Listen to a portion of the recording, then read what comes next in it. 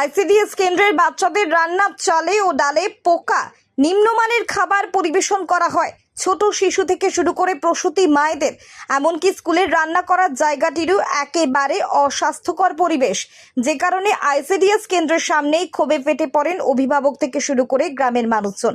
ঘটনাটি পশ্চিম মেদিনীপুর জেলার চন্দ্রকোনা 1 নম্বর ব্লকের 4 নম্বর মানিককুণ্ড গ্রাম পঞ্চায়েতের গোপালপুর গ্রামের আইসিডিএস কেন্দ্রের। অভিভাবক ও গ্রামের মানুষজনের অভিযোগ, দীর্ঘদিন ধরে নিম্নমানের খাদ্য সামগ্রী দিয়ে রান্না করা হচ্ছে।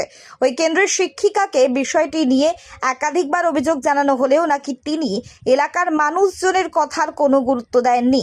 যদিও শিক্ষিকার দাবি, তৃণমূলের আমলে এই সমস্ত চাল ডাল এসেছিল, তৃণমূল কংগ্রেসের তরফ থেকেই বলা হয়েছিল যা এসেছে তাই দিতে হবে, সেই কারণে এই খাদ্য সামগ্রীতেই তারা রান্না করছেন। সম্পূর্ণ এই বিষয়টি নিয়ে অভিভাবক থেকে শুরু করে গ্রামের মানুষজন ব্লক প্রশাসনের দ্বারস্থ হয়েছেন। এত যে পোকা চাল, এই পোকা চালগুলো যে বাচ্চা বাচ্চা ছেলেরা খাচ্ছে, পোকা চালের বিভ্রান্তটা কি? কে দেয় চালটা? নাকি তোমরাই দাও? থেকে দিয়ে যায়, আমাকে এপ্রিল মাসে চাল দিয়ে গেছে। আমি বলেছিলাম ওজন করে নিব, সে ওজন দেখাইনি। চালের বস্তা যখন চালটা দিয়ে গেছিল তখনই কি এরকম পোকাই ছিল?